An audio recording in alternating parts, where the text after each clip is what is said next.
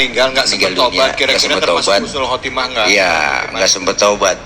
Jadi berarti kalau taubat itu sebelum nyawa ada di kerongkongan. Dulu pun Fir'aun seperti itu.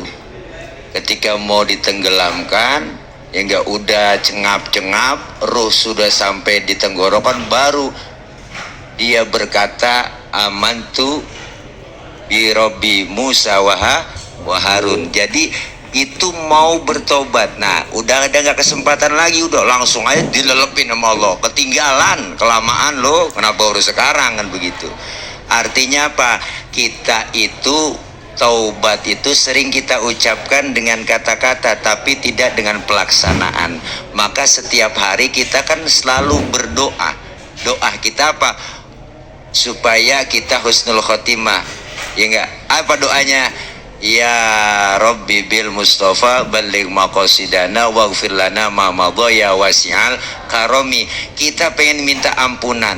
Ya Allah biha, ya Allah biha, ya Allah bihusnil khatimah. Jadi ada kesempatan kita sebelum tenggorokan itu, nyawa sampai tenggorokan. Jadi masih ada kesempatan untuk bertaubat. Kapan? Sekarang ini. Jadi kira-kira begitu, Pak.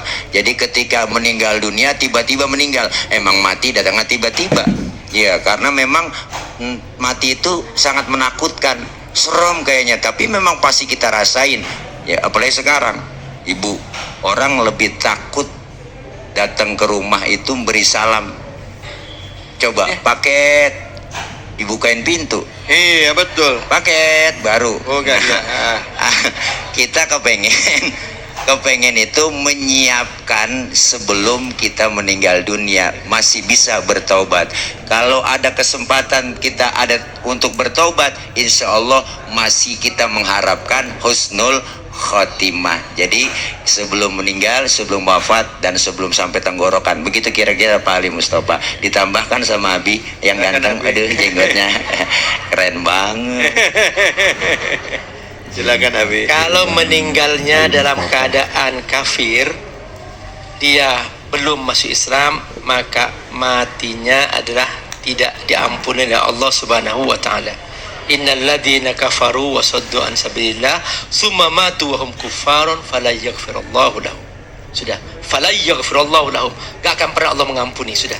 Karena mati dalam keadaan kafir. Kalau dia mati dalam keadaan beriman kepada Allah tapi penuh maksiat, banyak dosa, dia mungkin ya melakukan dosa-dosa besar. Nah, belum bertobat, maka ya nanti oleh Allah dihakimi, entah dia dikubur, disiksa sesuai dengan dosanya. Kalau ternyata dikubur dengan siksaan itu sudah habis dosanya, maka sampai di akhirat aman. Tapi kalau ternyata dikubur masih banyak dosanya, disiksa dikubur berkali-kali masih banyak dosanya, terpaksa mampir di neraka untuk pencucian dosa. Sekalipun imannya hanya sebesar atom, maka masih ada kemungkinan masuk surga. Karena prosesnya memang harus punya iman. Kalau ternyata dia oleh Allah disayang, dia sebelum meninggal Allah kasih penyakitnya ternyata pencucian dosa, maka dengan penyakit itu dia sabar, gak pernah mengeluh, maka kemudian pas masuk kubur bebas dari siksaan. Dengan penyakit itu ternyata masih belum bersih dosanya, dikubur disiksa untuk pembersihan itu, karena dia masih punya iman, maka dia aman sampai di akhirat, gak kena siksa neraka. Kalau ternyata diberi penyakit, dosanya masih banyak, disiksa dikubur masih banyak dosanya, terpaksa sampai di akhirat mampir dulu di neraka untuk dibersihkan dosanya sebelum masuk surga. Itulah proses, Bunda, bagaimana seseorang husnul khatimah itu semua. Itulah mengapa kita selalu baca istighfar setiap saat. Astagfirullah.